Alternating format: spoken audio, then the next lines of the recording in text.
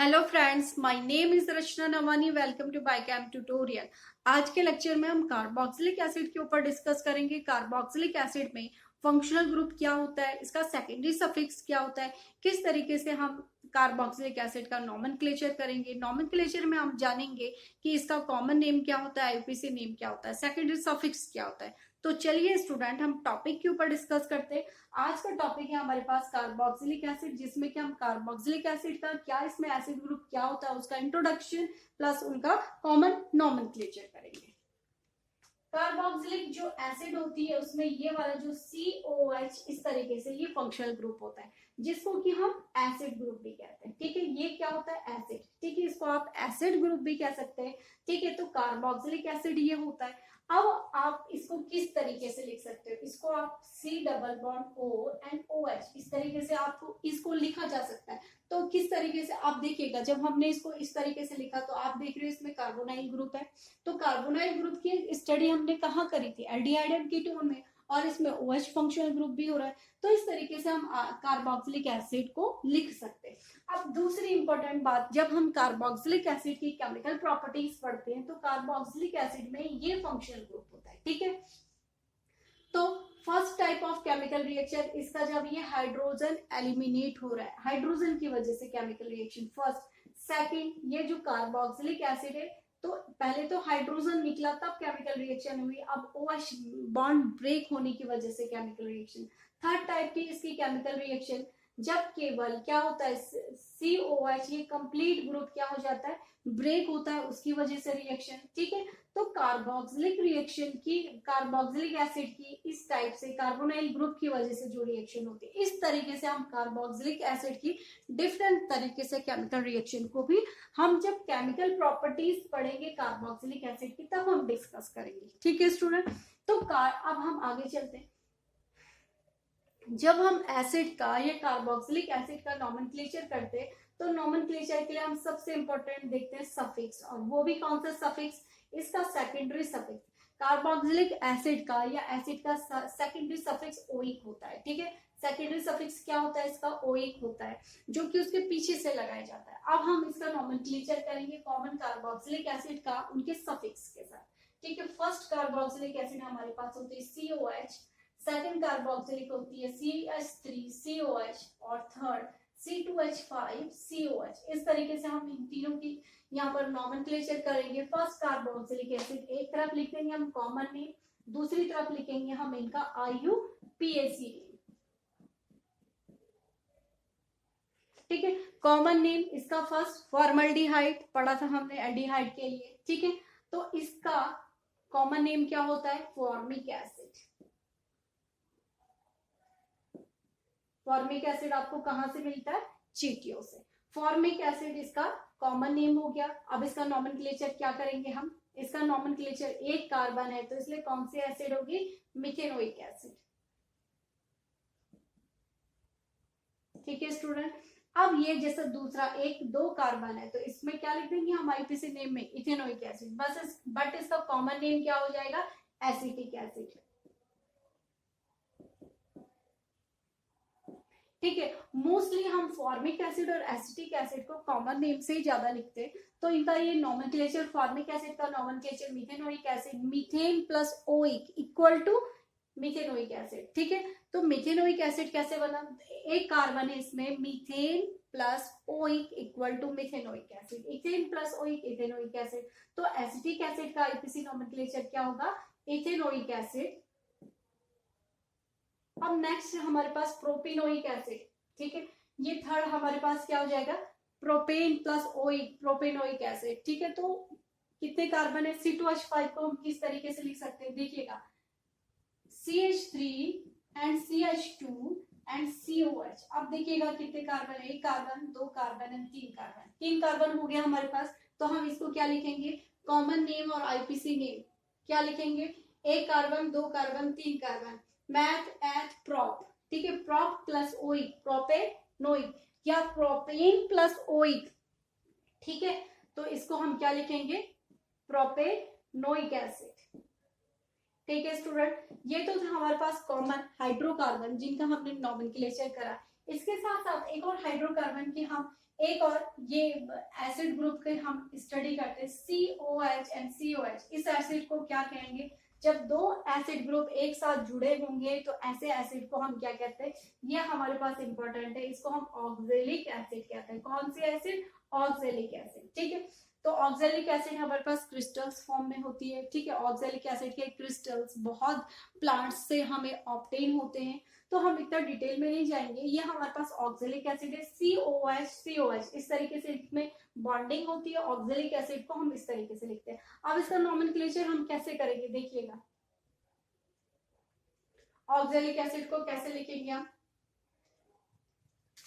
देखिएगा कितने कार्बन है? एक कार्बन, दो कार्बन। ठीक है, तो दो कार्बन है तो क्या आ जाएगा? पहला वाला कार्बन, दूसरा वाला कार्बन, एक कार्बन दो कार्बन, तो नोमेनक्लेचर क्या आ जाएगा? मैथ, एक कार्बन मैथ, दूसरा कार्बन एथ, तो क्या लिखेंगे? Ethane dioic acid. ठीक है, इथेन डाइओइक एसिड। तो इस तरीके से इसका नोमेनक्लेचर हो गया, क्योंकि एक कार्बन है दो कार्बन है। ठीक है, तो मैथ एथ, तो इथेन और डाई क्या है? दोनों ही जगह फंक्शनल ग्रुप COH की वजह से हम इसको डाई कह रहे हैं। डाई क्या है? हमारे पास ये एसिड ग्रुप दो बार यूज हुआ है, तो इसलिए हम डाइओइक कहते हैं। ओइक क्या है? इसका फंक्शनल सेकेंडरी, इस फंक्शनल ग्रुप का सेकेंडरी सफिक्स है, तो इसलिए डाइओइक एसिड, क्योंकि ये एसिड पढ़ रहे हैं हम, एसिड ग्रुप है तो डाइओइक एसिड। ठीक है, नेक्स्ट अगर आप इसको COH, इसमें एक और कार्बन हम बढ़ा देते हैं CH2 एंड COH, ये भी आपके पास इंपॉर्टेंट है। देखिएगा इसको किस तरीके से लिखेंगे, COH CH2 एंड COH। अब इसको क्या लिखेंगे? इसका कॉमन नेम होता है मेलेनोइक एसिड, जो कि मोस्ट इंपॉर्टेंट है, मेलेनोइक एसिड। ठीक है, तो इसको हम मेलेनोइक एसिड कहते हैं। मेलेनोइक एसिड अपने आप में इंपॉर्टेंट है। ऑक्जेलिक एसिड क्या होता है और मेलेनोइक एसिड क्या होता है, स्ट्रक्चर से आप देख लीजिएगा। ऑक्जेलिक एसिड में COH एंड COH दो बार होता है, इसलिए एक कार्बन दो कार्बन, मींस मैथ और एथ। ठीक है, इथेन डाइओइक एसिड। अब इसमें एक दो तीन कार्बन हो गए, 1 2 3। अब तो क्या आएगा? तीन कार्बन है तो क्या आ जाएगा? आप बताओ नोमेनक्लेचर में क्या होगा? प्रोपेन, मैथ एथ प्रोप, प्रोपेन। सिंपल सा नोमेनक्लेचर होगा, प्रोपेन डाई। प्रोपेन तो है, एक कार्बन दो कार्बन तीन कार्बन, प्रोपेन डाई। अब डाई में हम पोजीशन दे देंगे, क्योंकि इस वाले कार्बन पर फंक्शनल ग्रुप अटैच नहीं है। प्रोपेन, अब क्या लिखेंगे? प्रोपेन के बाद क्या आ जाएगा? Propane dioic acid. आप इसके ऊपर नंबरिंग कर सकते हैं, प्रोपेन 1,3 डाइओइक एसिड या प्रोपेन डाइओइक एसिड लिखेंगे तब भी आपका आंसर रॉन्ग नहीं है। तो इस तरीके से हमने कॉमन जो हमारे पास एसिड थे उनका नोमेनक्लेचर किया। एक बार हम रिवाइज कर दें। Formic acid, methanoic acid, acetic acid, common name is acetic acid. ये इनके पॉपुलर नेम है, इन्हीं के नाम से हम इनको ज्यादा लिखते हैं, पढ़ते हैं।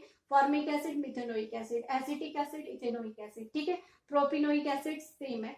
अब आपके पास जब दो कार्बोक्सिलिक ग्रुप इस तरीके से जुड़े हों, इसको हम ऑक्सिलिक एसिड कहते हैं। Oxalic acid, ethane dioic acid. Ethane एक और एक दो कार्बन, इथेन डाई।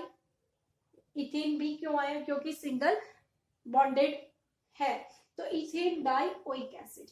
नेक्स्ट है मेलेनोइक एसिड। मेलेनोइक एसिड एक कार्बन दो कार्बन तीन कार्बन, प्रोपेन डाई। प्रोपेन एक फंक्शनल ग्रुप एक functional group, propane di. Functional group क्या है? फंक्शनल ग्रुप का सेकेंडरी सफिक्स ओइक, तो प्रोपेन डाइओइक एसिड। तो इस तरीके से स्टूडेंट हमारे पास ये एलिफेटिक जो हमारे पास एसिड्स थे उनके हमने कुछ इंपॉर्टेंट नोमेनक्लेचर करे। अब हम एरोमेटिक की तरफ चलते।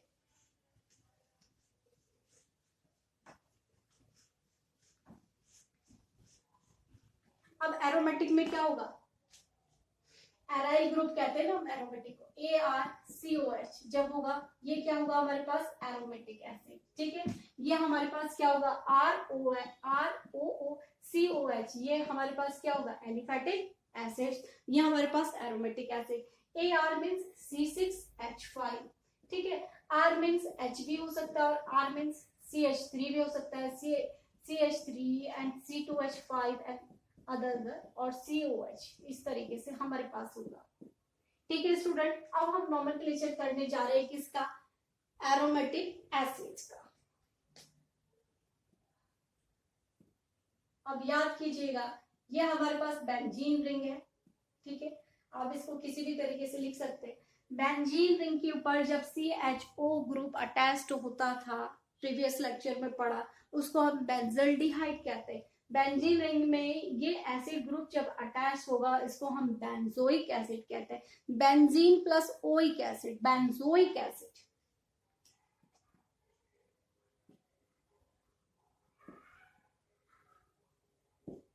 ठीक है स्टूडेंट, इसको हम बेंजोइक एसिड कहते हैं, या benzoic acid, benzene plus oic acid equal to benzoic acid. Benzoic acid कहेंगे, या बेंजीन, बेंजीन, अब इसका ये क्या होगा, कॉमन नेम, ये इसका IUPAC नेम, ठीक है। अब बेंजीन कार्बोक्सिलिक एसिड कहते हैं हम इसको, बेंजीन कार्बोक्सिलिक एसिड। अब नेक्स्ट हम पढ़ेंगे, नेक्स्ट बेंजीन रिंग। जब इस बेंजीन रिंग के एक COH ग्रुप यहाँ पर और एक साथ साथ लगे हो, एक दूसरे, एक कार्बन के बाद दूसरे कार्बन के साथ जब ये COH ग्रुप जुड़ा हो, ठीक है, अभी हमने पढ़ा था COH एंड COH इस तरीके से, तो जब ये भी इस तरीके से इस रिंग के साथ साथ जुड़े हो, एक के बाद दूसरी तरफ, ठीक है, COH एसिड ग्रुप जुड़ा होगा, तो ऐसे एसिड को हम क्या कहेंगे स्टूडेंट, ऐसे एसिड को हम थैलिक एसिड कहते हैं,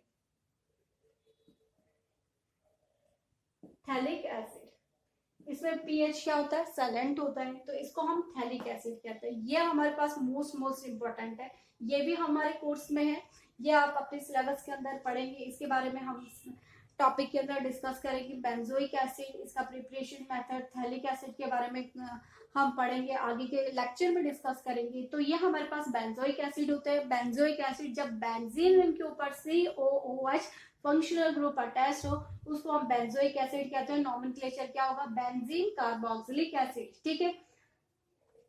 तो ये वाला हमारे पास, ये वाला एसिड ग्रुप इस रिंग से बाहर है, ठीक है। यहाँ पर क्या खासियत है, बेंजीन रिंग के बाहर है ये कार्बोक्सिलिक एसिड, ये एसिड ग्रुप जुड़ा हुआ है, तो इसलिए हम इसको बेंजीन कार्बोक्सिलिक एसिड भी कह रहे हैं। दूसरा, हमारे पास ये बेंजीन रिंग है, इस वाले इस कार्बन पे, इस कार्बन के यहाँ पे हाइड्रोजन है, इसको सब्स्टिट्यूट करा होगा, तब COH ग्रुप जुड़ा, यहाँ पर भी हाइड्रोजन के सब्स्टिट्यूट करके COH ग्रुप जुड़ गया, तो इसको हम थैलिक एसिड कहते हैं। pH क्या होता है, साइलेंट होता है, तो थैलिक हम इसको एसिड कहते हैं। पर लेकिन अब देखिएगा पोजीशन हम कहां से देंगे, 1 2, ठीक है, तो क्या आ जाएगा 1 2, दो बार क्या है, डाई, 1 2, तो डाई भी लिख सकते हैं हम, 1 2 डाई, डाई क्या है हमारे पास, 1 2 डाई कार्बोक्सिलिक एसिड, 1 2 डाई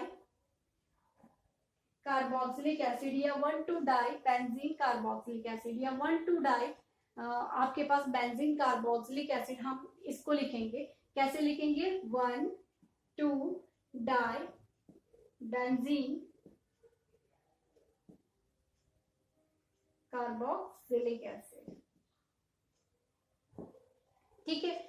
अब देखिएगा, ये हमारे पास बेंजीन कार्बोक्सिलिक एसिड था, बेंजीन कार्बोक्सिलिक एसिड सेम है, लेकिन हमने 1 2 लिखा, वन पोजीशन पे भी COH ग्रुप प्रेजेंट है और दूसरी पोजीशन पर भी COOH ग्रुप प्रेजेंट है, तो पहले वाले कार्बन पर भी COH ग्रुप प्रेजेंट है और दूसरे वाले कार्बन पर भी COH ग्रुप प्रेजेंट होने की वजह से 1 और 2 क्या है, दो बार यूज हुए, इसलिए डाई, तो बेंजीन रिंग है हमारे पास डाई बेंजीन, और सबसे लास्ट में हम, आपको पता है सेकेंडरी सफिक्स या जो आपके पास फंक्शनल ग्रुप होता है उसको आप लिखते हैं 1 2 डाई बेंजीन कार्बोक्सिलिक एसिड।